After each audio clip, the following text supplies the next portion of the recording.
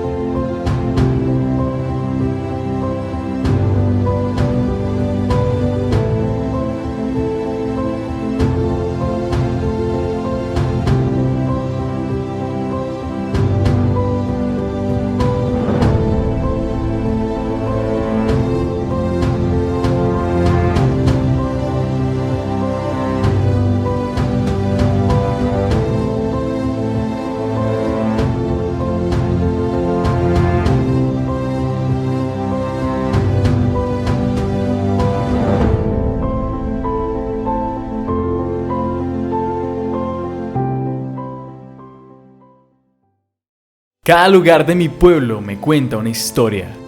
Me habla de sus personas, sus costumbres, su comida, su folclore.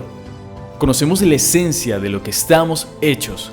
Nos apropiamos de las historias y tejimos acontecimientos que nos hacen grandes. Hoy, en Hablemos de Historia, la ruta del tren.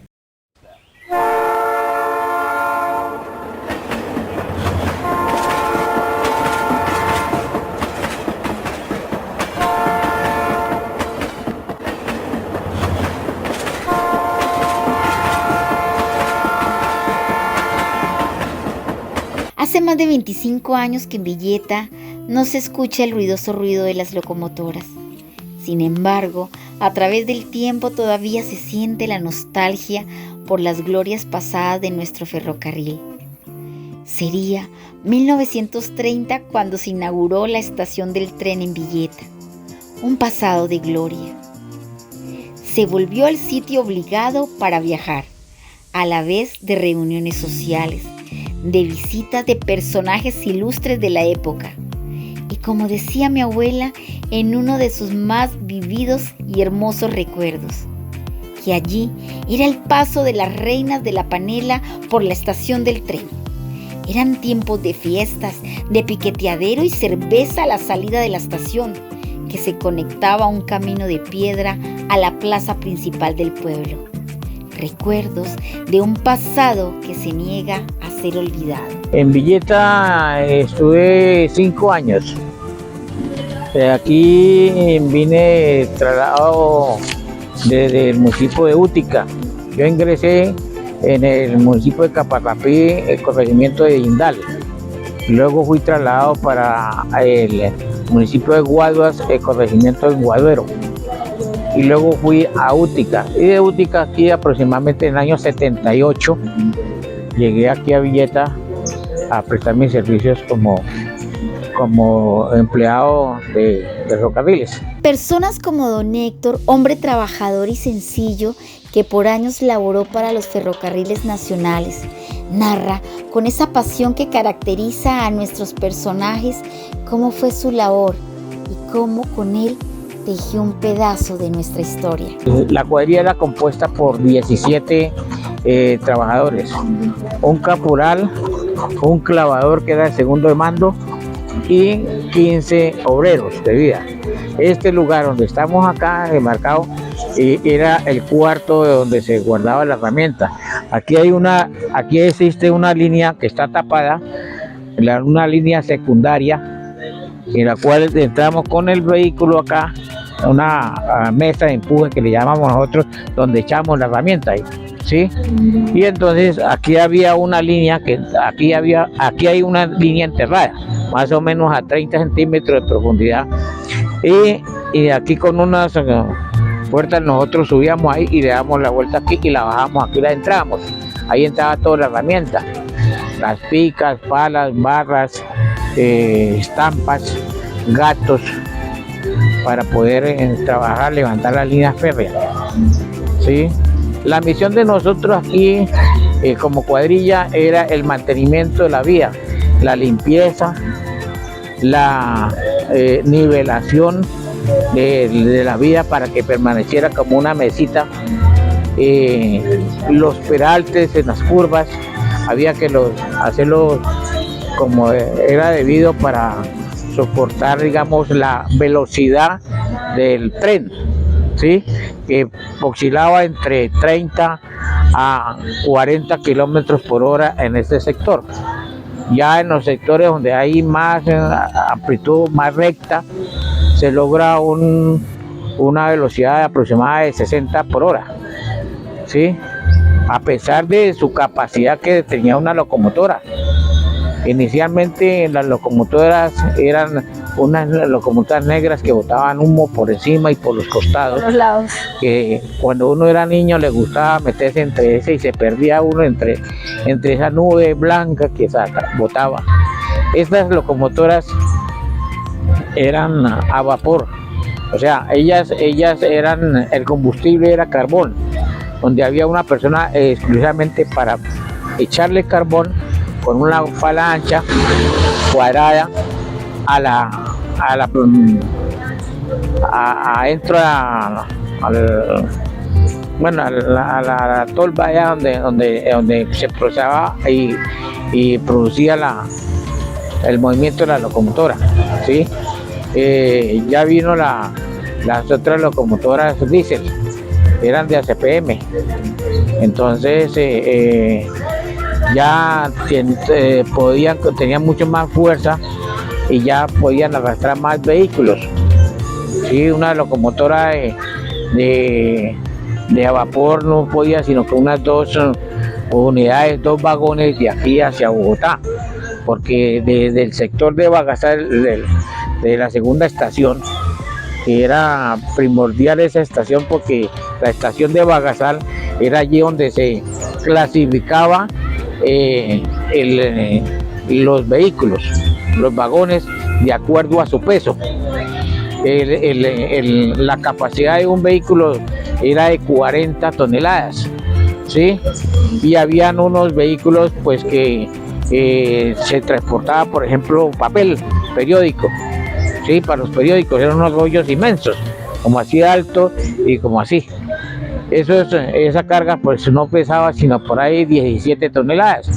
Entonces, al clasificarse en Bagasal, por eso es que en Bagasal hay hartas vías por un lado y otro, porque había que hacer esa clasificación para colocar el vehículo más pesado al pie de la locomotora y el otro vehículo más liviano en la parte de atrás, ¿sí?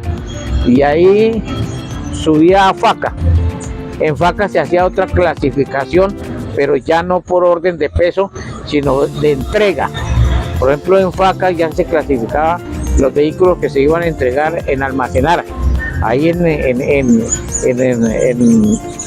Cartagenita, ahí había todavía existe, ahí se entregaba la primer carga.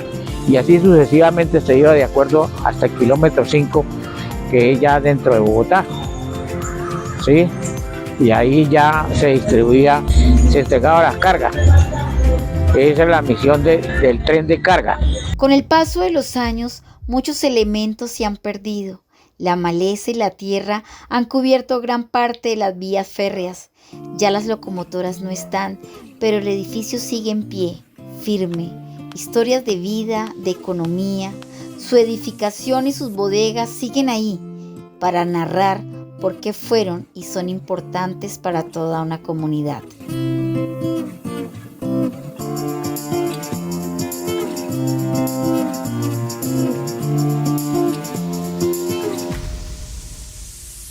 Don Héctor, estamos viendo primero que todo este edificio que se encuentra muy bien conservado.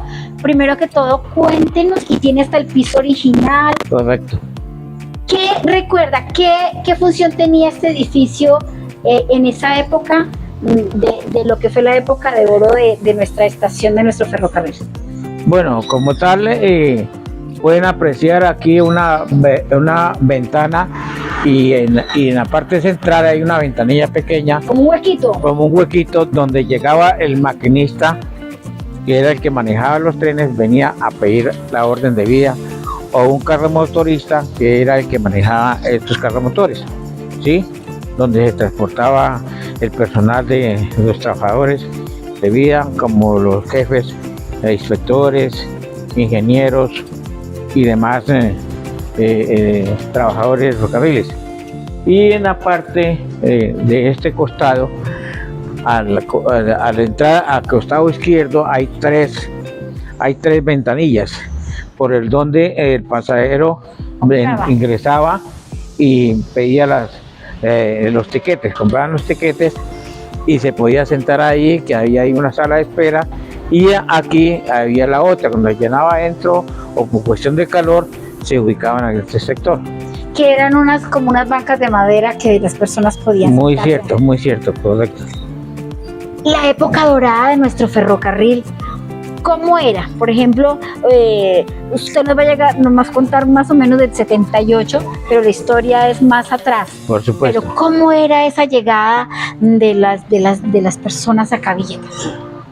Pues la gente llegaba acá a Villeta de la región, que querían ir a conocer, por ejemplo, Puerto Salgar, conocer Útica, Dorada, ya es más distante, ya la Dorada, y que eso es Caldas, el departamento de Caldas, y continúa hacia Medellín, hacia Santa Marta. Santa Marta. ¿Y qué expresos eran en esa época?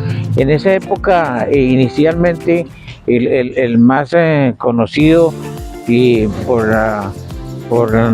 de acuerdo al estatus, ¿sí?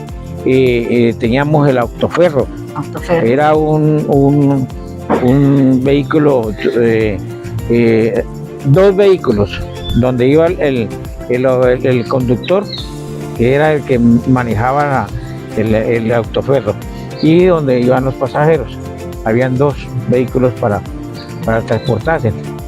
Ya teníamos también el de nivel pues más humilde, era más económico, exactamente, que va a estación, ¿sí? Inclusive para los mismos sectores en el transcurso del recorrido le hacían el paria al maquinista para que los dejaran o los recogieran en cualquier lugar de la vía. Como una flota. Sí, exactamente. No va directo, sino va por escalas, ¿cierto? Sí, exactamente. Entonces tenemos el autoferro Expreso El Sol. Ese ya era como decir un nivel 3-4. Okay. Y ya de Expreso del Sol, que le llamamos si era bajando era 1002, y si era subiendo era 1001. ¿Sí? Tenía el de más nivel, estrato 5, 6 en adelante, y era el Expreso Tayrona. El Tayrona, que tenía restaurante, tenía bar, hasta discoteca tenía en el último vehículo. Okay. Sí, ahí podían divinamente tomar sus alimentos, sus bebidas, y la botella no tenía por qué caerse, porque esa era la responsabilidad nuestra como personas de cuadrilla.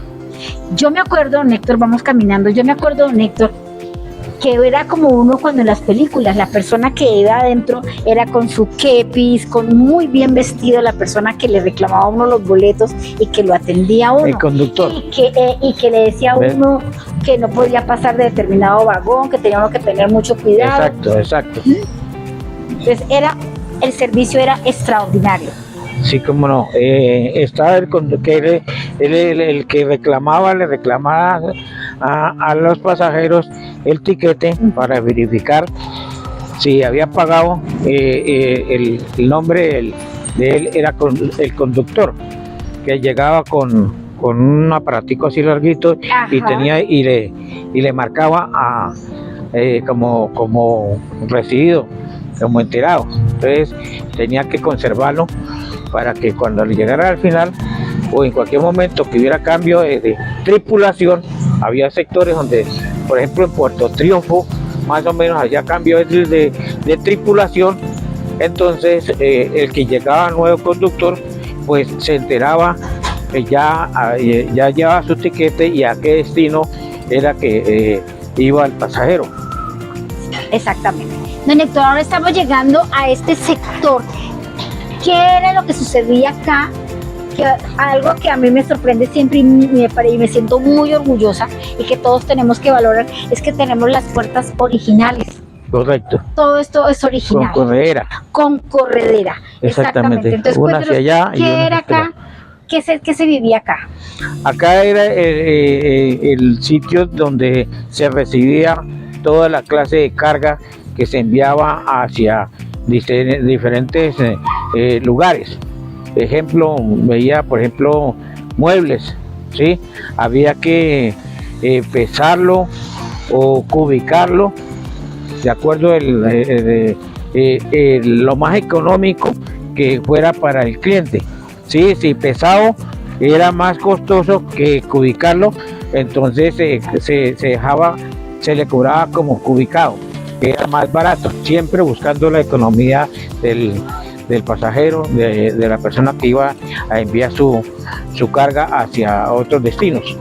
¿Qué era lo que más se guardaba acá en estas bodegas? Pues aquí se traía panela, maíz, todo lo que producía la región. La región. Correcto.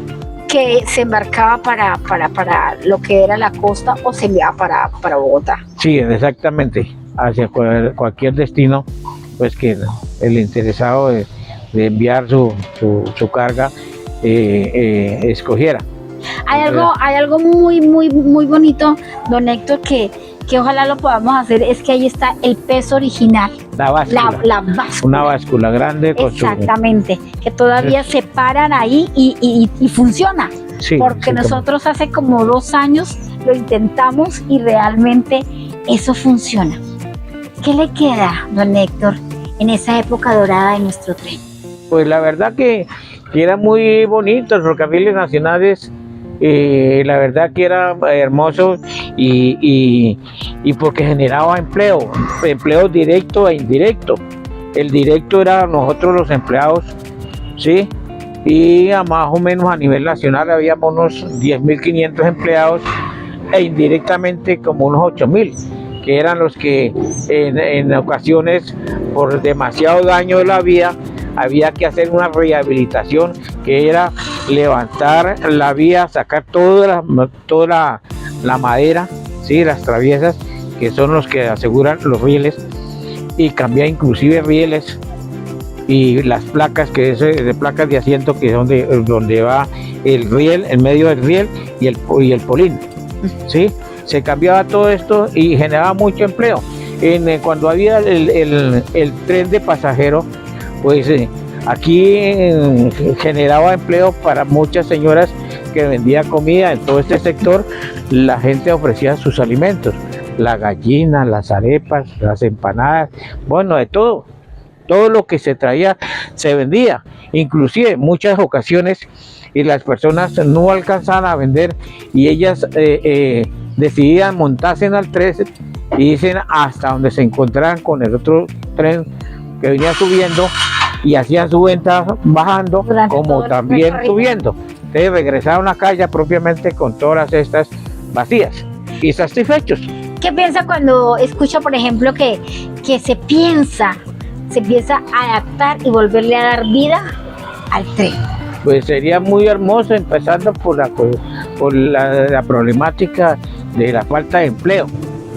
Entonces imagínense usted cuánto empleo tendría para ofrecer el Estado si se rehabilitara nuevamente la vía férrea. Sería muy interesante, porque empezando que el transporte en ese entonces era mucho más económico que el transporte por carretera, y a pesar de que era más lento en movilizarse, más seguro, pero era más seguro. Y lo otro es que se hacía por cantidades. O sea, imagínense una tractomula 50 toneladas y un solo vehículo, uno solo, con 40 toneladas. Una locomotora tenía una fuerza de arrastre aproximadamente de 8 unidades, o sea, 8 vagones. Imagínense, multiplíquese 40 toneladas por 8. Entonces era masiva. la carga que iba. Entonces a la hora final pues le convenía a aquella industrial, a aquella persona que enviaba su carga, pues la necesitaba que llegara todo lo más rápido posible para que así mismo generara ingresos y a sus destinos. La figura de la Virgen María o Virgen del Carmen, que después de tantos años sigue ahí, intacta, firme, como testiga de los grandes acontecimientos que se dieron lugar en nuestra estación férrea. Historias que aún se cuentan, que están ahí para que la visitemos y conozcamos. Sus devotos que no la olvidan, la visitan y le cuidan, esperando que este lugar vuelva a enorgullecer a toda una ciudad y que sepamos que esta estación es patrimonio de todos. No nos podemos ir sin esta partecita tan bonita. Don Héctor, ¿quién es ella? Todos sabemos, pero la evocación a la Virgen del Carmen, la placa que tienen ahí y por qué es tan importante para ustedes. Bueno, pues como transportadores de carga por la vía férrea, nuestra patrona, como es la patrona de todos los transportadores de pasajeros y de carga vehicular, de avión o barco, la patrona de nosotros es la Virgen del Carmen. Por lo tanto, fue un gesto que el Ferrocarril Nacional de Colombia nos diera este lugar, nos diera permiso para la construcción de la cúpula de la Virgen, ¿sí? Y la hicimos con nuestros trabajadores. Aunque ha sido difícil, por no decir imposible, la recuperación de la estación de Bagasal, podemos decir que la estación del centro de Villeta está muy bien conservada, gracias a las personas que con su trabajo y recuperación la hacen activa, con deseo de realizar proyectos que promuevan el turismo y hacer recorridos por los hermosos parajes de nuestra región. Hola, ¿cómo están? Mi nombre es Sergio León, soy oriundo acá del vecino municipio de Bútica, Cundinamarca, criado en el campo, y pues mi anhelo fue siempre estar acá en Villeta, Cundinamarca, ser perteneciente aquí a esta gran comunidad que tiene mucho que mostrar. Y de un tiempo para acá estoy trabajando para la Cooperativa de Transporte Ferro de Colombia con establecimiento Tren de la Aventura con RNT 48457 y tengo el cargo de operador de tren liviano aquí donde estamos montados nosotros, en el cual prestamos el servicio de paseo en tren a los turistas. También tengo mi tarjeta profesional como guía profesional, egresado del SENA, y pues también presto ese servicio dentro de la misma empresa. Cuando la cooperativa nació, había un lema, o hay un lema, que decía colombianos haciendo patria, colombianos haciendo patria. Entonces, pues, ¿qué queremos nosotros? Dar a conocer este atractivo turístico y posicionarlo como el número uno en Cundinamarca, quizá en Colombia, como un destino que cuando vengan a Colombia, vengan a Cundinamarca, tengan que venir aquí para decir que estuvieron en Cundinamarca, que estuvieron en Villeta, Cundinamarca, ¿sí me entiende? Y pues no dejar morir lo que es el patrimonio colombiano como lo es el ferrocarril. La verdad pues personalmente me atrae muchísimo todo esto que tiene que ver con los rieles y pues es muy agradable dárselo a conocer a personas que de pronto en algún tiempo tuvieron la oportunidad de montar aquí en un carro motor o en un tren, en el Expreso del Sol que iba a Santa Marta. Y lo mismo para los pequeños, para las nuevas generaciones que vienen detrás de nosotros, darles a conocer un poco de historia y cultura de todo lo que tiene que ver con los ferrocarriles nacionales. Dicen que los seres humanos estamos hechos de historias, narraciones que nos recuerdan los acontecimientos que tejieron a toda una comunidad. Ahora hacemos un recorrido utilizando un carromotor, elemento que hombres y mujeres hacen un recorrido a través de las líneas férreas. Vamos hasta Bagasal, ver las personas felices utilizando este medio de transporte que se niega a morir. Esperemos que el Expreso del Sol, el Tayrona, algún día renazca y brillen nuevamente. Pero eso ya es otra historia que empezaremos a escribir muy pronto.